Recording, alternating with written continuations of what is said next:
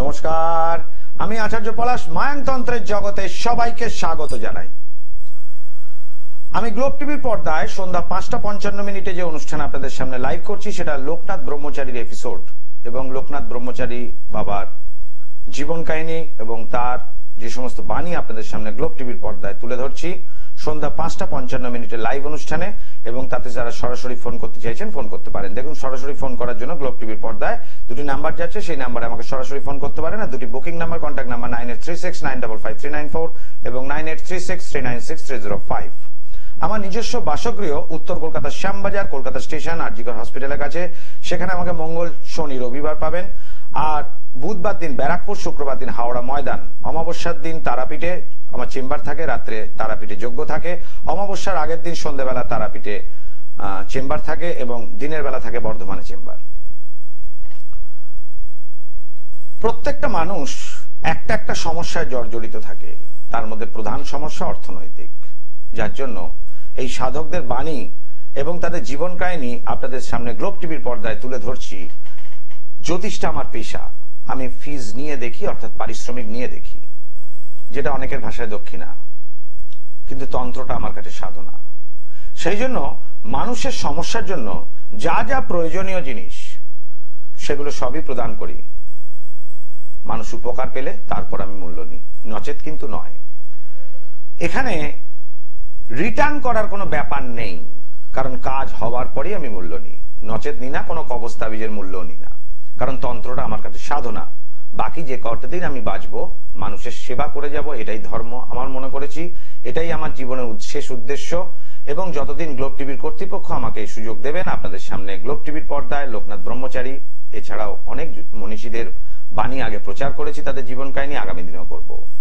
Globe টিভির পর্দায় সকাল 11:40 এবং সন্ধ্যা 5:55 আমার দুটি টাইমে অনুষ্ঠান থাকে, প্রতিদিন একই সময় একদম অনুষ্ঠান থাকে। শুরু করছি লোকনাথ ব্রহ্মচারী পর্ব 5। সেবার ঢাকা থেকে কয়েকজন ব্রহ্মচারী বাবাকে দর্শন করতে বারোদিতে আসেন। ফিরবার সময় তারা পদব্রজে ফিরবেন বলে স্থির করেন, অর্থাৎ পায়ে হেঁটে ফিরবেন।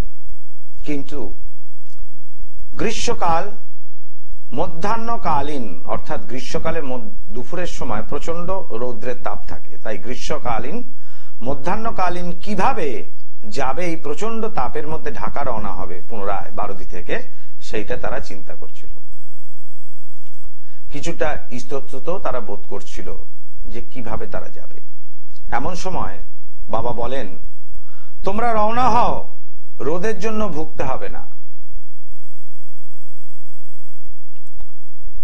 তাহলে লোকনাথ ব্রহ্মচারী তাদেরকে ছায়া প্রদান কিভাবে করবেন, আসছি সেই ঘটনায় কিভাবে ছায়া প্রদান করলেন। নবাগতরা যাত্রা শুরু করলেন ঢাকার উদ্দেশ্যে। আশ্রমের সীমানা ছাড়ার পর একটা বড় মেঘ এসে সূর্যকে ঢেকে দেয়। তাদের কৌতূহল জেগে ওঠে।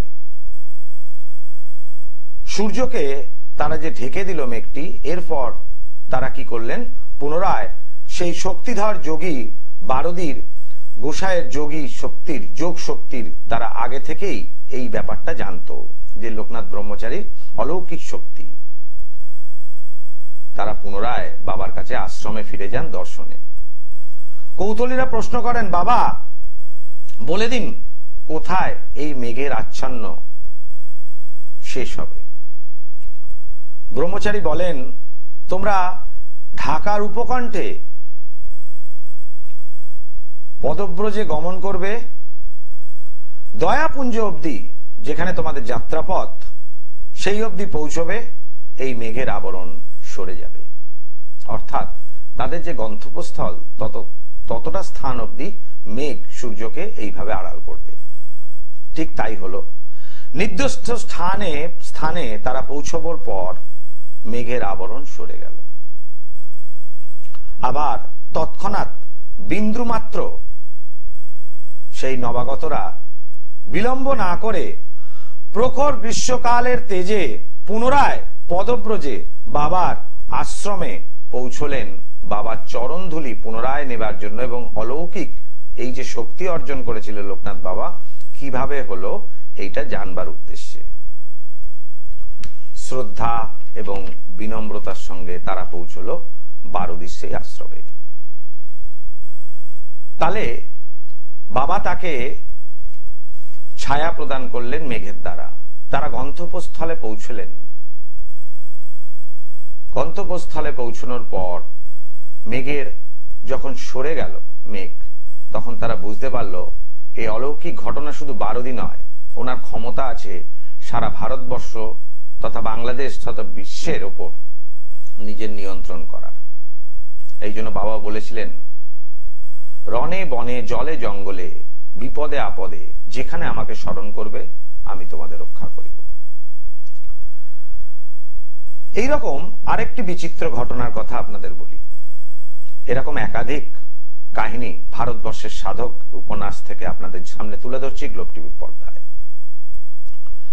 শ্রীমৎ ভোলানন্দ গিরিজির এক শিষ্য গৌরপাল রায় একবার বারুদিতে উপস্থিত হন। আমি আগে কলার বন্ধুকে দেখে নি, তারপর আসছি। জয় মা তারা। বলুন কে বলছেন, কোথা থেকে বলছেন? আমি বহরমপুর থেকে বলছি। বহরমপুর থেকে। কি নাম আপনার? আমার নাম সরস্বতী চৌধুরী। সরস্বতী চৌধুরী। আপনার নিজের সম্বন্ধে জানবেন? না, আমার ছেলের জন্য। ছেলের নাম কি? অন্নয় চৌধুরী। কি? তন্ময়? অন্নয়। অন্নয় চৌধুরী। আচ্ছা, অন্নয় জন্ম তারিখ বলুন। 2001। 2001 সাল হলো, আমি তারিখটা জানতে চেয়েছি, জন্ম তারিখ। 2 মানে দোসরা। আচ্ছা, তারপর? 2001। হ্যাঁ, 20/2/2001। 20/2/2001। টাইমটা বলবেন?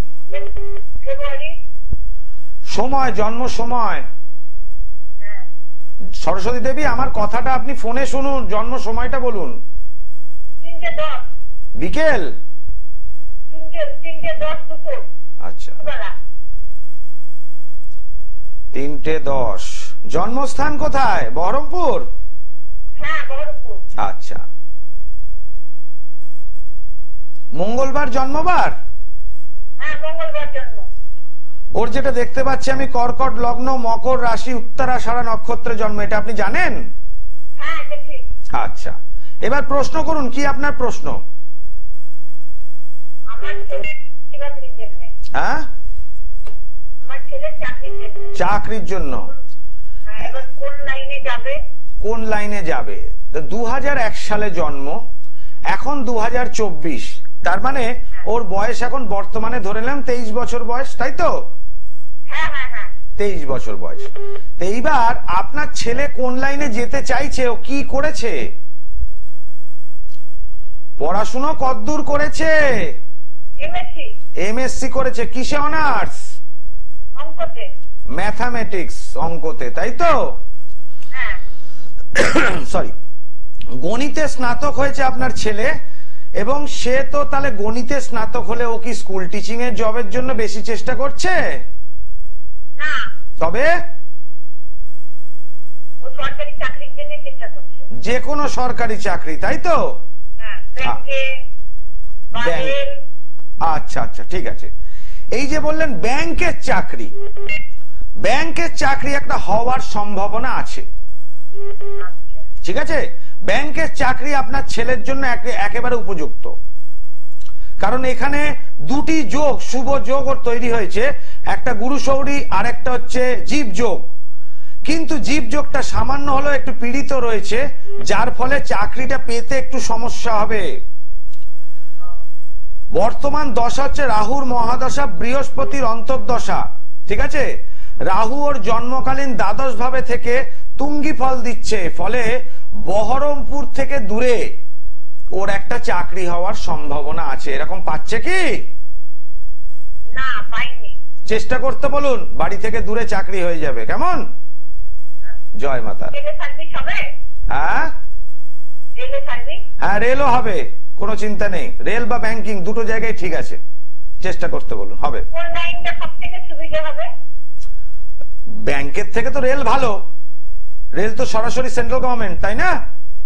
হ্যাঁ। তো ব্যাংকের থেকে রেল ভালো। হ্যাঁ। জয় মাতা। সরি, আমি প্রত্যেকটা মানুষকে যে গ্লোব টিভির পর্দায় যে কনসালটেন্সি দিই সেটা টোটালি থাকে ফ্রি, কোনো চার্জেস লাগে না। যদিও জ্যোতিষটা আমার পেশা, শুধু রকম জানার জন্য, কোনো কিছু কৌতূহল বা জানার জন্য কিন্তু আমার কাছে আসার কোনো প্রয়োজন নেই। আমার টিভিতে লাইভ আমি যখন করি সকাল 11:40 আমি লাইভ করতে পারি না, যেহেতু পূজার আসনে বসি মধ্যাহ্নকালীন।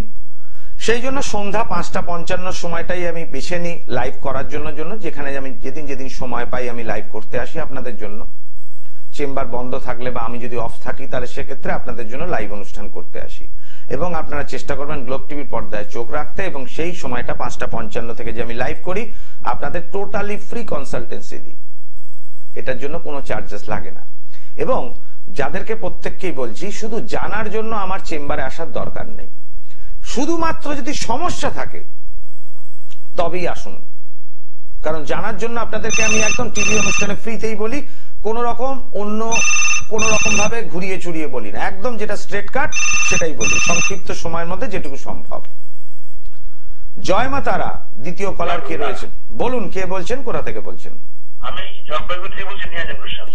নিরঞ্জন গোস্বামী জলপাইগুড়ি থেকে বলছেন। নিজের সম্বন্ধে জানবেন?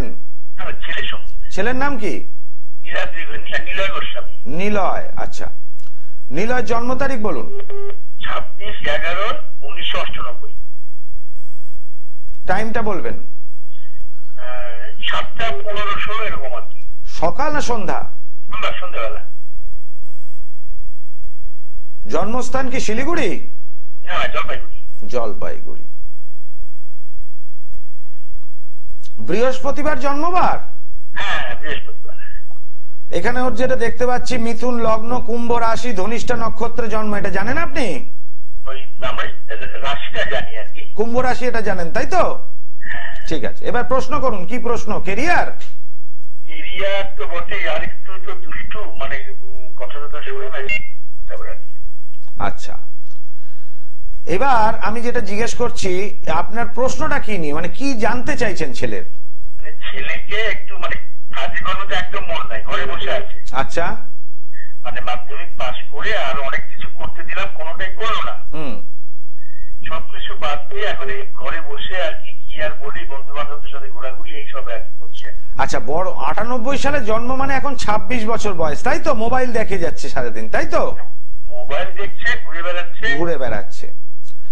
আচ্ছা, আপনি যে ছেলেকে মাধ্যমিক পাশ করার পর ডিপ্লোমা কোর্সের জন্য কোথাও ভর্তি করেছিলেন? কোন ডিপ্লোমা কোর্স বা ইঞ্জিনিয়ারিং কোন ডিপ্লোমা কোর্সে? করেছিলাম। কি বিষয় করেছিল? Automobile engineering. Automobile engineering, very good. দেখুন, এখানে কিন্তু অটোমোবাইল যে ইঞ্জিনিয়ারিং আপনি পড়িয়েছেন ছেলেকে, এটা একদম ঠিক করিয়েছেন। ওর হরোস্কোপ অনুযায়ী এই জায়গাটা ওর ঠিক আছে, কিন্তু সমস্যা এখানে দাঁড়িয়েছে, মেন জায়গায় যেটা সমস্যা করেছে সেটা হলো গিয়ে তৃতীয় ভাবে রাহু এবং চতুর্থ ভাবে মঙ্গল। চতুর্থপতি বুধ সে ষষ্ঠ ভাবে বক্রী অবস্থায় রবি শুক্র একত্রিত ভাবে অবস্থান করছে। ফলে বন্ধু বান্ধব সঙ্গ দ্বারা যে বন্ধুদের তার সব থেকে পরম প্রিয় তারাই ওর প্রধান শত্রু, সেইটা ও এখনো বুঝতে পারে না। শনি গ্রহটা নিচস্থ হওয়ার ফলে এবং রাহু গ্রহ মূল ত্রিকোণস্থের অপোজিশনে থাকার জন্য কাজে এনার্জি প্রচন্ড কম, একটা অলসতা ভাব, টানা কোনো কাজই করতে পারে না। কাজ করে অ্যাক্টিভলি, সেটা টাইমটা স্প্যানটা খুব ছোট, হয়তো 1 ঘন্টা বা 1.5 ঘন্টা। ও 6-7 ঘন্টা বা 9 ঘন্টা 10 ঘন্টা ধৈর্য নেই কাজ করার। আমি ঠিক বলছি? একদম একদম একদম। এই জায়গাটায় যদি বর্তমান যে দশা যাচ্ছে বৃহস্পতির মহাদশা এবং কেতুর অন্তর্দশা, এটা শুরু হয়েছে 2024 সাল, অর্থাৎ এই বছর থাকবে পুরোপুরি 25 সাল অবধি। এইবার একটা 25 সালের পর শেষের দিক থেকে একটা প্রেম প্রীতিতে জড়িয়ে যাওয়ার সম্ভাবনা, বন্ধু স্থানীয় কাউকে নিয়ে সেইটা নিয়ে একটু মামলা মোকদ্দমা হওয়ার একটা সম্ভাবনা রয়েছে প্রবল আকারে 2025 সালে, এখন দেরি আছে 1 বছর। ছেলেকে যদি ক্যারিয়ারিস্টিক তৈরি করতে হয়, অর্থাৎ যাই হোক না কেন, একটা ডিউটি করবে, রোজগার করবে, বাড়ি দেখবে, তার সঙ্গে বন্ধু বান্ধব থাকবে কাজের মধ্যে, তাহলে কিছু গ্রহগত প্রতিকার করার দরকার আছে, নচেত কিন্তু এটা সম্ভবপর নয়। ওর এমনি হরস্কোপ অনুযায়ী অটোমোবাইল যে লাইনটা চুজ করিয়েছেন আপনি ওকে, একদম ঠিক আছে। রবি বুধের বুধাদিত্য যোগ হয়ে গেছে, এখানে বুধ ওই স্থানে নিষ্ফলা ফল দিচ্ছে এবং ওই স্থানে রবি শুক্রের একটা দারিদ্র যোগ, সেটা ষষ্ঠ ভাবে অবস্থান করছে। চতুর্থ ভাবে মঙ্গল থাকাতে দশম ভাবে দৃষ্টি প্রদান করছে এবং চন্দ্র বৃহস্পতির একটা জীব যোগ, শুভ যোগ রয়েছে, কিন্তু কেতু ওই স্থানে একটু ডিস্টার্ব করছে। সেটা যদি দেখা যায় জন্ম ছক অনুযায়ী ভাগ্য স্থানে। সুতরাং এক্ষেত্রে কিন্তু ওর একটু প্রতিকার হলে কিন্তু ছেলেটা ভালো ফল পাবে। আমি শিলিগুড়িতে বসি না, আপনি একজন ভালো জ্যোতিষীর সাথে কনসাল্ট করুন, আশা করি ছেলের এই সমস্যাটা মেটাতে পারবেন তিনি। তারাপীঠে আমাকে আসতে হবে, রামপুরহাট তারাপীঠে এসে আমার সঙ্গে যোগাযোগ করতে হবে। 30 তারিখে আমাকে পাবেন, সামনের অমাবস্যা 30 তারিখ আমি তারাপীঠ থাকবো। হ্যাঁ নিশ্চয়ই, বুকিং ফোন নাম্বারটা লিখে নিন। আপনার ছেলে যদি সঙ্গে আসে ঠিক আছে, ছেলে যদি না আসে তাহলে ওর এক কপি ছবি আমার জন্য নিয়ে আসতে হবে, যে ফেস রিডিং এর জন্য। হ্যাঁ হ্যাঁ, তাহলে ওর একটা ছবি নিয়ে আসতে হবে তো। হ্যাঁ হ্যাঁ, তাহলে ওই ছবিটা নিয়ে আপনার সাথে আমি ওই তারাপীঠে যোগাযোগ করব। নিশ্চয়ই নিশ্চয়ই, জয় মা তারা। জয় মা তারা। দর্শক বন্ধু, এর আগের যিনি প্রথম কলার আমাকে ফোন করলেন তাকে কোনো প্রতিকারের ব্যাপার বললাম না, কারণ তার কোনো প্রয়োজন নেই, সে পাবে চাকরি। কিন্তু দ্বিতীয় জনের হরস্কোপ ভালো, কিন্তু বর্তমান দশাটা খারাপ, আর দশার মধ্যে এমন কিছু জায়গা আছে সেগুলো আগামী দিনটাকে আরো খারাপের দিকে ঠেলে নিয়ে যাবে। সেই জন্য আমার পরামর্শদাতা হিসাবে গাইড করার উদ্দেশ্য যে একজন অ্যাস্ট্রোলজারে কনসাল্ট করুন। জয় মা তারা। জয় মা তারা। বলুন। বেলেঘাটা থেকে বলছি। বেলেঘাটা থেকে। হ্যাঁ, 19/7/1995। মেয়ের নাম কি মা? তিতলি রায়। তিতলি রায়। আচ্ছা, এবার জন্ম তারিখ বলুন তিতলির।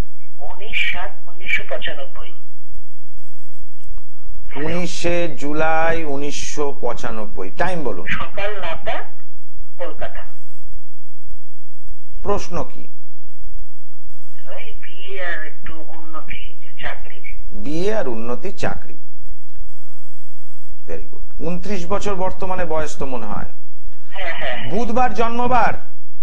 হ্যাঁ, বুধবার জন্মবার, ঠিক আছে। এখানে যেটা লগ্ন দেখতে পাচ্ছি সিংহ লগ্ন এবং মীন রাশি রেবতী নক্ষত্রে জন্ম। এখানে জানেন আপনি এটা? হ্যাঁ হ্যাঁ জানি। জানেন, ভেরি গুড। দেখুন, কেরিয়ারটাই আসি, মেয়ের কেরিয়ারটাই তো ভালো নাকি কোনটাতে আসবো? যে কোনো একটি প্রশ্নের উত্তর দেবো, বলুন কোনটা চাইছেন। যেটা ভাববেন সেটাই দিন, যেটা আপনার প্রয়োজন। ঠিক আছে। দ্বাদশ ভাবে রবি অবস্থান করছে, একাদশ ভাবে বুধ শুক্র এবং দশমপতি একাদশে থাকাতে কেরিয়ার হিসাবে নিজেকে যদি তৈরি করতে চায় কেরিয়ারিস্টিক, খুব ভালো ফল হবে। দ্বিতীয় ভাবে মঙ্গল থাকাতে এবং তৃতীয় ভাবে রাহু থাকাতে লোকের সাথে কমিউনিকেশন ভালো হয়, কিন্তু লোককে ভীষণ আজে বাজে কথা বলে দেয়, এটা খুব খারাপ, মাথা গরম, তাই না? কি লোককে কর্কশ কথাবার্তা বলে তো, স্ট্রেট কাট বলে দেয়, এটা কিন্তু খারাপ। একটা 20 যোগ তৈরি হয়েছে অষ্টম ভাবে, যার জন্য ও যতখানি এফোর্ট দেবে সেই অনুযায়ী রোজগারের জায়গাটা অতখানি ভালো নাও হওয়ার সম্ভাবনা রয়েছে। মেয়েকে কি ইঞ্জিনিয়ারিং পড়িয়েছেন?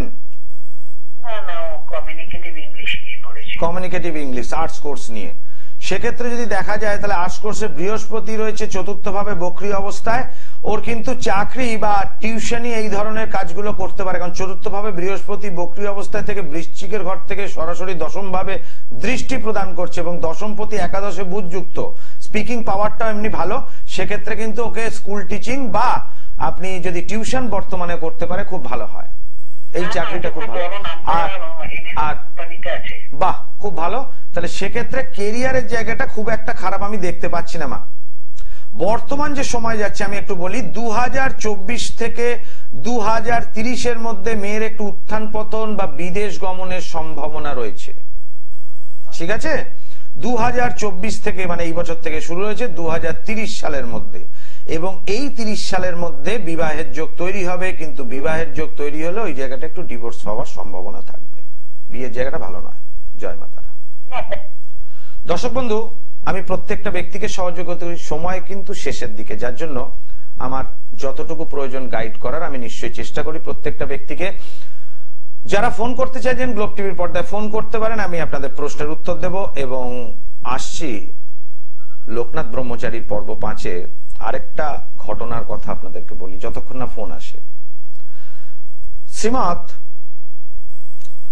ভোলানন্দ গিরিজার এক শিষ্য গৌরপাল রায় একবার বারোদিতে উপস্থিত হন। ইনি পুলিশের একজন কর্মচারী। কোন বিশেষ কার্যের জন্য সেই বারোদিতে তিনি উপস্থিত হন এবং লোকনাথ ব্রহ্মচারীর কাছে দর্শনে আসেন। তিনি লোকনাথ বাবার কথা আগেই শুনেছেন মহাপুরুষ রূপে। কি ঘটনা ঘটলো সেই পুলিশ ব্যক্তিটির সঙ্গে আসছি, তার আগে কলার বন্ধুকে দেখে নি, যদি পারি আজকে নিশ্চয়ই বলবো। জয় মা তারা।